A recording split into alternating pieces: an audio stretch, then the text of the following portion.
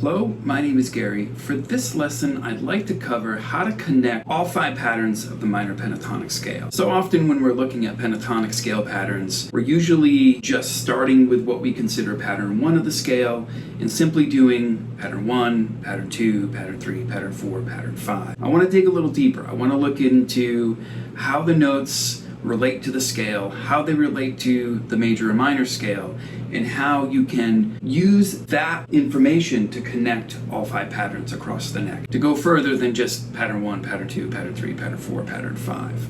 So if we just begin with our trusty A minor pentatonic scale, let's look at what that comes from. We have 5 notes, A, C, D, E, G, and A. Now, the pentatonic scale is a minor scale, or in this case, a minor scale. We could have major pentatonic as well. But right now we're looking at this from a minor perspective only because that's how we commonly learn pentatonic scales. Each one of those notes are coming from the A minor scale. That gives us A, B, C, D, E, F, G, A. The second octave would be A, B, C, D, E, F, G, A, B, C. So starting from A on the 5th fret, that would be the 7-note natural minor scale. Now if we remove the B and the F from that natural minor scale, we end up with the minor pentatonic scale, A, C, D, E, G, A. The second octave.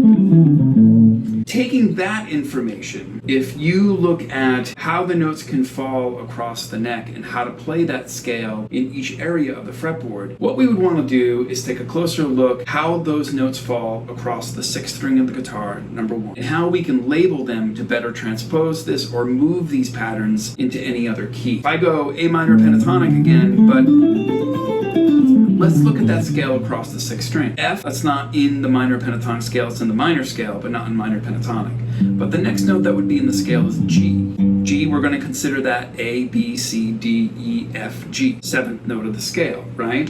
So I'm going to call that pattern 7, because if we begin the minor pentatonic scale from G, we would have G, A, C, D, E, G. And then again that would repeat G, A, C, D, E, G, A. That's a pattern we all know and love, which can also be played up here.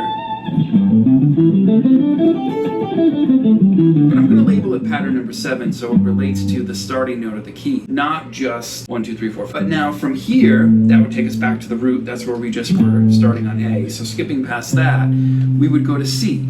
So now C is the 2nd note in the pentatonic scale, but in relationship to the interval, C is the minor 3rd, A, B, C. That's a whole step and a half step. We're not using the B note in minor pentatonic, so in most cases you just see this labeled as pattern 2. But I'm going to call it 3 because it starts on the minor 3rd, which in this case, the note C in relationship to A.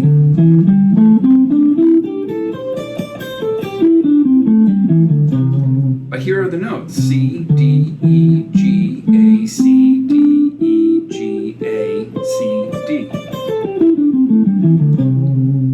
Now, moving on to pattern 4, or what I would consider pattern 4, because it begins on D in relationship to A. D is the 4th degree, A, B, C, D. There's your 4. Same 5 notes though, D, E, G, A, C, D, E, G, A, C, D, E. And for the last one, we're just beginning on E, which is the 5th degree of A, G, A, C. Try that again. E, G, A, C, D, E, G, A, C, D, E, G. And of course I'm calling that pattern 5 because it begins on the note E. Now the last one is of course what we just did down here on the 3rd fret is pattern 7. So that's the one that begins on G. Rather than labeling these patterns as just 1, 2, 3, 4, 5, if we use this information, it's way easier. Once you learn the shapes, I've always felt like if you learn the patterns, you just learn the fingering shapes first, right? This is the thing that everybody complains about. Don't practice scale patterns. Don't go up and down scales. It's boring. It's monotonous. Whatever. I don't think it's true. You need to know those patterns to be able to play those correct notes wherever you are on the neck. So that being said, if you practice each individual pattern, get those shapes down, and then put them together within the parameters of one key, like how we're looking at this at A minor, then rather than just saying 1, 2, 3, 4, 5, we can say, well, A, that's the root of A minor. C, we're going to label that pattern 3 because it begins on the minor third. D, because it starts on the 4th. And E, because it starts on the 5th. And G, because it starts on the 7th. Or, of course, here. Once you're learning the patterns, you take a little bit of time to understand the intervals of a major scale, how to make those major scales minor. Then you take that minimal amount of theory information and plug it in with these patterns. It makes it so much easier to move these patterns to a different key. Say, for example, if I just move this to B minor pentatonic. It's a good example. This is what we would consider pattern 1 in A. For all intents and purposes, if we just use the pattern-oriented idea of the instrument, we could take that shape and simply move it up a whole step. Move it up 2 frets, right? A whole step is 2 frets on the guitar. Same exact pattern, same exact shape, but that gives you those notes in the key of B. Minor, of course. Now, if you dig into those notes a little bit, you get B, D, E, F sharp, A, B, D, E, F sharp, A, B, and D. All the notes of the B minor pentatonic scale. Now, if you look at a full B minor scale, you end up with B, C sharp, D, E, F sharp, G, A, B. Take out the 2nd degree, take out the 6th degree, you end up with B minor pentatonic. All right, so that's great for that one pattern. Easy to find, easy to move. How do you plug the other patterns in? We do so by using a little bit of that theory and a little bit of the numbers. So for example, we just said B, D, E, F sharp, A, and B again. So looking at the 6th string, here's B, here's D. There's going to be pattern 3. So if you know the pattern, you don't even have to look at the notes. You can just play the shape starting from D, and you're going to get B minor pentatonic starting from its minor third. Now I can say that because we learned those theory rules in A minor pentatonic. You don't have to have every single piece right off the bat, but we're just taking the pieces that we know and plugging them in, so then we can begin to move the scales around. We don't even have to go into the other shapes for B minor pentatonic. What if we just tried C minor pentatonic? We all want to be able to play blues in C, right? Now, for C minor, the C minor scale, you'll end up with, well, number one, a C minor scale is an E flat major scale from its 6th degree. C, D, E flat, F, G, A flat, B flat, and then C. We take out the 2nd 6th degree, which would remove the D and the A flat. There's your C minor pentatonic. But again, I mean, here's A minor pentatonic. Here's B minor pentatonic, simply moving the shapes up. In some sort of small way, it's almost tricking you into forcing yourself to look at how the notes move and what is changing from key to key. You can better play each one of these pentatonic scales in relationship to whatever chords you would need to play them. Ultimately, if you want to be able to look at a chord progression and say, oh, I can play this scale, that arpeggio, these other scales. Here are some of my favorite licks that I like to play as well. And instantly plug those in so you can solo over any musical situation. I do strongly feel like this is one of the best ways to get there because it's a good starting point for you learning where you are. Not only moving the shapes, but also taking that other side, just bare essentials of what you would need from the theory side, and plug this into the pentatonic scales. Now, we as guitar players tend to solo with pentatonic scales first.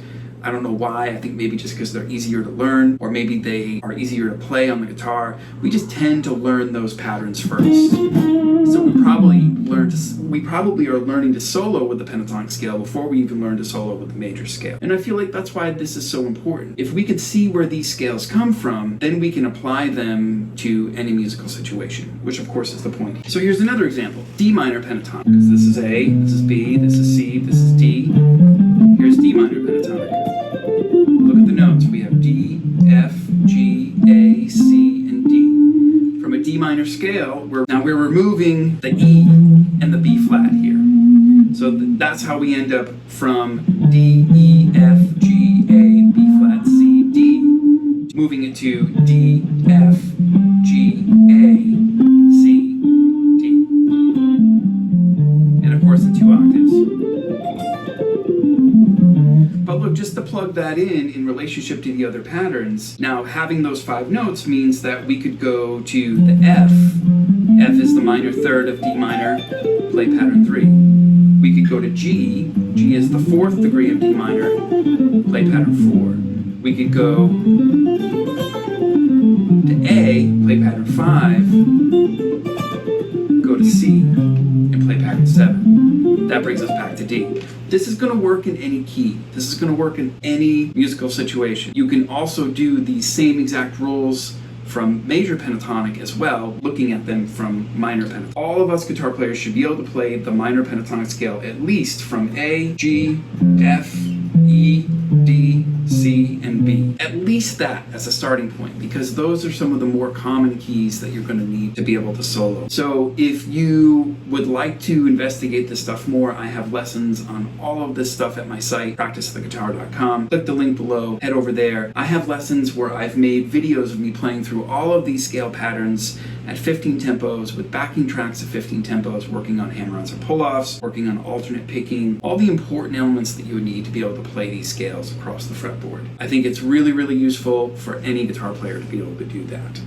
So if you have any more questions with minor pentatonic scales, just send us an email over at practicetheguitar.com and I will respond to you right away and be able to help you with any questions that you have. If you're ever interested in doing a Skype lesson or FaceTime, whatever is better for everybody, happy to do that as well. But check out our site, practicetheguitar.com. There you can practice not only pentatonic scales, but also major scales and chords and exercises and arpeggios, everything you need to help you to build your technique to play the guitar the way that you want to. Hope you enjoyed this lesson, and I'll see you next time.